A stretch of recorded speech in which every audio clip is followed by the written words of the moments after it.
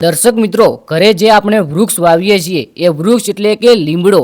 એ લીમડો અચાનક મહિન્દ્રા ટ્રેક્ટર ઉપર પડી ગયો અને પછી ભાઈ જે થયું એ ખરેખર જોવાલાયક થયું છે.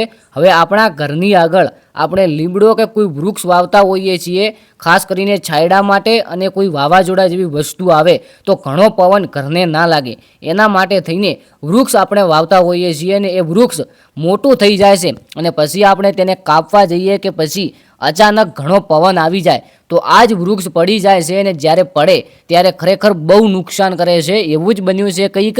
અમુક વાર જે આપણે પતરા આવે છે એ પતરા ઉપર પડે છે અને પતરા ભાગે છે, તો અમુક વાર નીચે પડે તો કોઈ અચાનક કોઈ વસ્તુ પડી હોય, ટ્રેક્ટર હોય, ગાડી હોય કે બાઇક હોય, તો એ વૃક્ષ આપણા આ સાધન ઉપર પડે છે અને નુકસાન થાય છે.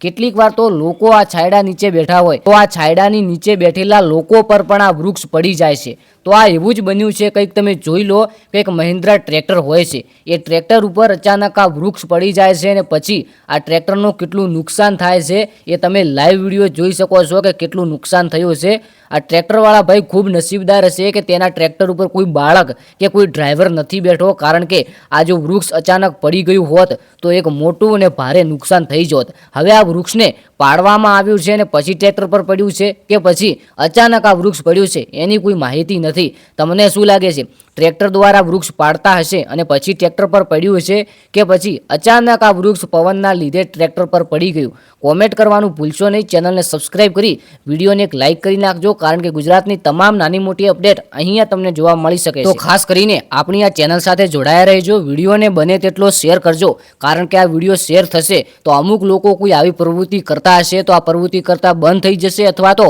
સાવચેતીપૂર્વક આવું કામ કરશે, તેથી તેમને પણ નુકસાન ના થાય અને વધુ માહિતી પહોંચશે. તો આપણા ગામડાના કોઈ ખેડૂતના ઘરે કોઈ સાધન કે પછી કોઈ વસ્તુ પડી હોય તો તેને નુકસાન ના થાય તે માટે કરીને આ વિડીયોને એક લાઇક કરી હાઈપ કરી નાખજો. જય ગોગા મહારાજ, જય દ્વારકાધીશ, જય વડવાળા.